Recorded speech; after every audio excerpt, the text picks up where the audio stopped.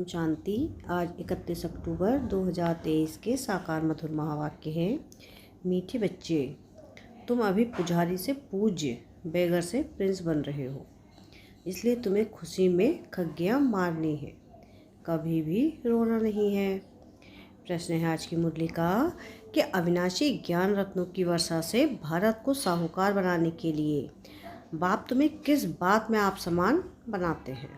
उत्तर है इसका, बाबा कहते बच्चे, जैसे मैं रूप बसंत हूँ ऐसे तुम्हें भी रूप बसंत बनाता हूँ। जो अविनाशी ज्ञान रत्न तुम्हें मिले हैं उन्हें धारण कर मुख से दान करो।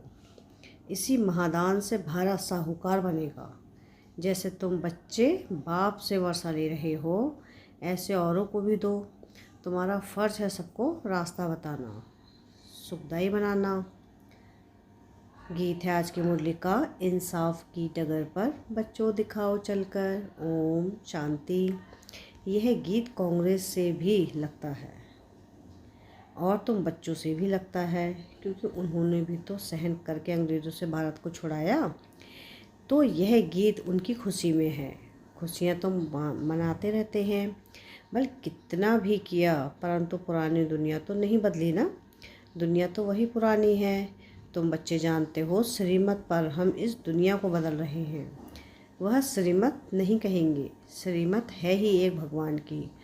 तुम हो अभी बाप की श्रेष्ठ से श्रेष्ठ श्रीमत पर। उन्होंने फिर श्री कृष्ण का नाम डाल दिया है। अभी तुम बच्चे जानते हो यह है श्री शिव बाबा की मत।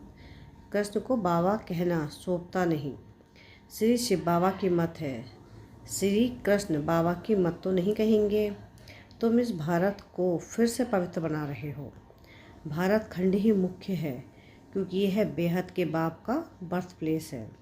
सारी दुनिया के मनुष्य मात्र का जो बाप है अर्थात सर्व का सदगति दाता है, उनका यह बर्थ प्लेस है। इसको सर्वोत्तम तीर्थ कहा जाता है। इस जैसा ऊंच से ऊंच तीर्थ कोई है नहीं, परंतु गीता में नाम बदल दिया है। यह भारतवासी खुद नहीं जानते कि यह भारत बेहद के बाप का बर्थ प्लेस है। वह शिवरात्रि मनाते हैं, परंतु यह पता नहीं कि शिव कौन है, कब आया, उनका नाम रूप क्या है। तुम अब जान गए हो। अभी शिवलिंग के चित्र में सफ़ेद स्टार दिखाते हैं, जो मनुष्य क्लियर समझे कि परमात्मा का यह रूप है। परंतु पूजा आदि कैसे की जाए, इसलिए बड़ा रूप बनाया है वास्तव में स्टार। बाबा जौहरी भी है। बाबा को मालूम है एक पत्थर भी होता है जिसको स्टार, रूबी स्टार, साइन, मणिक स्टार, नीलम आदि कहते हैं। वह मोस्ट वैल्यूबल होता है। अखबार में भी पढ़ा था कि सबसे बड़ा स्टार फलाने खजाने से चोरी हो गया है। तो यह शिवलिंग लाल तो है, इसमें बीच में है सफ़ेद स्टार, स्टार लाइट। समझाने में बहुत सहज होगा। स्टार सफ़ेद होता है ना, आत्मा का भी सफ़ेद ही साक्षात्कार होता है। चीज़ तो यही है, सिर्फ स्टार लगाना है और कुछ लिखने की दरकार नहीं रहेगी। समझना बहुत सहज होगा। नीचे यह लिखते तो है ही कि आपका जन्म सिद्ध अधिकार स्वर्ग की राजाई, क्योंकि हेवनली गॉडफादर है। तो स्टार लाइट डालना है। अब बाबा डायरेक्शन दे रहे हैं, झट काम कर लेना चाहिए। ऐसे पत्थर भी होते हैं जिसमें स्टार बड़ा फर्स्ट क्लास दिखाई दे, यहाँ उनकी बहुत वैल्यू है। फिर सतयुग में तो इन चीज़ों की वैल्यू होती नहीं। वहाँ यह जवाहरात तो पत्थर गिने जाते हैं, महलों में लगाते रहते हैं। यह दुनिया अब बदल रही है। तुम बच्चे जानते हो हम स्वर्ग का मालिक बनने के लिए बाप से वर्षा ले रहे हैं, पढ़ रहे हैं। जितना जो पढ़ेगा उतना ऊंच पद पाएगा। पढ़ना और फिर पढ़ाना भी है, यानी आप समान बनाना है, तब ही ऊंच पद पा सकेंगे। बच्चे समझते हैं हम ब्राह्मण हैं, हमको सच्ची यात्रा सिखलानी है, हर एक को बाप का परिचय देना है। कोई भी मनुष्य मात्र बाप को नहीं जानते। बाप तो एक ही है, बाकी सबको अपना पार्ट मिला हुआ है। एक आत्मा का पार्ट ना मिले दूसरे से। आत्मा तो अविनाशी है, उनके रूप में कोई फ़र्क नहीं हो सकता। शरीरों में फ़र्क है और हर एक आत्मा के पार्ट का फ़र्क है। हर एक आत्मा का जो स्टार लाइट है उसमें अविनाशी पार्ट भरा हुआ है, इम्प्रेसिबल पार्ट है। यह बातें भी तुम ही जानते हो। नंबरवार पुरुषार्थ अनुसार, जैसे आत्मा है गाते भी है, चमकता है भ्रकुटी के बीच अजब सितारा। अजब है ना, कितना छोटा सा स्टार, उसमें 84 जन्मों का पाठ भरा हुआ है। यह बातें जब सुनेंगे तो बहुत आफरीन देंगे कि बरोबर इन्हों को तो पढ़ाने वाला वह परमात्मा है। तुमको तो सबको पढ़ाना है। भले क्रिश्चियन लोग अंग्रेजी जानने वाले हैं, तुम हिंदी में बोलो, फिर इंटरप्रेट इंग्लिश में ट्रांसलेट कर सुनाता जाएगा। उसके पास इंटरप्रेटर यानी अनुवाद करने वाले होते हैं। बाप का परिचय तो देना है। जैसे बाप दुख हरता सुख करता है, वैसे तुम बच्चों को भी बनना है। हर एक को रास्ता बताना है, औरों को भी सुखदायी बनाना। यह तुम बच्चों का फर्ज है। तुम खुद बाप से इतना वर्षा ले रहे हो तो फिर औरों को भी देना पड़े। यह है महादान। यह एक एक वर्षंस लाखों रुपए का है। शास्त्रों के वर्षंस अगर लाखों रुपए के होते तो फिर भारत इतना कंगाल क्यों होता। तो तुम बच्चों को समझाना है कि बाप का परिचय देना है। वह भी परमात्मा है, रूप भी है, बसंत भी है। परंतु अविनाशी ज्ञान रत्नों की वर्षा कैसे करें। जरूर शरीर चाहिए। तो बाप आकर तुम बच्चों को अर्थात तुम्हारी आत्मा को रूप बसंत बनाते हैं। अविनाशी ज्ञान रत्नों की धारणा करनी है मुख द्वारा, फिर यह दान देना चाहिए। जिन रत्नों का कोई मूल्य नहीं कर सकता, उस पर भी एक कहानी है, तो यह धारणा करनी चाहिए। कहते हैं ना, शिव बाबा बम बम भोला भर दे झोली। यह अविनाशी ज्ञान रत्नों से झोली भरनी है, फिर वहाँ तो तुम्हारे महल हीरे जवाहरातों के बन जाएंगे। तो यह एक को समझाना है, जहाँ बाप रहते हैं वह है निर्वाण धाम अथवा मुक्ति धाम। बुद्ध आदि के लिए कहते हैं पार निर्वाण गया, तो वह सभी का होम यानी घर हुआ ना। वह बाप का भी होम है। बाप अभी आए हैं सबको ले जाने लिए, अतः धन दे रहे हैं। तो बाप का परिचय तो तुम नहीं देंगे तो कौन देंगे। बाप कहते हैं यह सब देह के धर्म हैं कि मैं क्रिश्चियन हूँ, फलाना हूँ। यह सब छोड़ अब मुझ बाप को याद करो, जिसको तुम भक्ति मार्ग में याद करते आए हो। गाया भी जाता है अंतमति सुगति। ग्रंथ में भी है कि अंतकाल जो स्त्री सिमरे। अब कुकर सुकर तो बन नहीं सकते, फिर भी जन्म तो मिलता है ना। यहाँ बाप कहते हैं कि देही अभिमानी बनो, मुझे याद करो। तुम अपने बाप को और घर को भूल गए हो।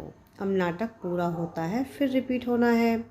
इस्लामी, बौद्धिक, क्रिश्चियन सब अपना पार्ट रिपीट करते आए हैं। यह ड्रामा अनेक बार रिपीट होता आया है।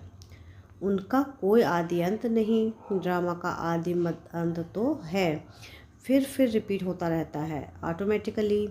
यह बातें जिनकी समझी हुई हैं उनको औरों को समझाना पड़े कि आकर बाप को जानो। बाप को न जानने से मनुष्य आफरान बन गए हैं। अभी समझो कि पोप कहते हैं कि लड़ाई ना करो, तो भी वह मानेंगे थोड़ी ही। क्रिश्चियन लोगों का बड़ा है पोप, सबका गुरु है, फिर गुरु की मत पर क्यों नहीं चलते। यह कोई की भी बात मानने वाले नहीं हैं। बाप ही आकर के मत देते हैं, तो सबको समझाना है। धीरे धीरे सब धर्म वाले समझेंगे। पहले तुम सीधे सिंधी थे, अभी सब आने लगे हैं। क्रिश्चियन को भी बाप का परिचय देना चाहिए, जिससे वे भी बाप से वर्षा लेने के हकदार बने। इसमें थकना नहीं चाहिए। यह प्रदर्शनी तो बहुत ज़ोर से चलेगी। सर्विसेबल बच्चों के ऊपर सर्विस की बड़ी जिम्मेदारी है। बड़ी दिल पर चढ़ेंगे और फिर तख्त पर सवार होंगे। महादानी बनना है और फिर याद करना है बाप को। वह इंश्योरेंस करते हैं दूसरे जन्म लिए। ईश्वर अर्थ व कृष्ण अर्थ दान करते हैं। वास्तव में कृष्ण तो है ही साहूकार। उनका तो दान लिया हुआ है, बाप से वर्षा लिया हुआ है। स्वर्ग का प्रिंस बना तो स्वर्ग स्थापन करने वाले से वर्षा लिया ना, परंतु कैसे लिया यह किसकी बुद्धि में नहीं बैठता। बाप ने ही कृष्ण को भी वर्षा दिया। वर्षे को भी दान भी कहा जाता है, कन्यादान करते हैं ना। अभी बाप कहते हैं तुमको अविनाशी ज्ञान रत्नों का दान करने आया हूँ, जिसके लिए प्रबंध रचना पड़े। भल खर्चा हो, हर्जा नहीं। हमारे पास बच्चों ने साक्षात्कार तो किया है। इब्राहिम, बुद्ध, क्राइस्ट आदि सब बड़े बड़े अंत में आते हैं। जरूर सुनेंगे, तब तो पत पाएंगे ना। बच्चों को तो खुश होना चाहिए। क्रिश्चियन का भारत से कनेक्शन बहुत है। राजाई भी वे रिटर्न भी कर रहे हैं। राजाई भी फिर रिटर्न भी कर रहे हैं। उन्हों को तो भारत की बहुत संभाल करनी है। अगर भारत को कोई चढ़ाई कर ले तो सब पैसे खत्म हो जाएं। उन्हों के पैसे तो बहुत दिए हैं, सारी रकम ही खल्लास हो जाए। इसलिए हर तरह से कोशिश करेंगे भारत को बचाने की। इन्हों को मदद तो चाहिए ज़रूर, और फिर रिटर्न भी चाहिए। उनका तो संभाल करनी ही है। बाबा जानते हैं कि भारत गरीब है, तो वहाँ से भी मदद कराते हैं और ख़ुद भी आकर मदद दे रहे हैं। अभी वह मदद देते हैं और भविष्य के लिए फिर बाप मदद देते हैं। तो बहुत अच्छा एक मंडप बनाकर वहाँ सब क्रिश्चियन को निमंत्रण देना है।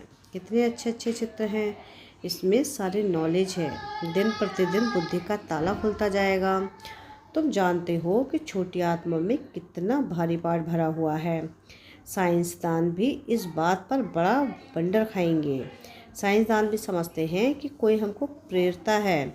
विनाश तो होना है ज़रूर, यह ड्रामा में नूद है। शंकर की कोई बात नहीं, यह तो निमित्त करके नाम रखा है।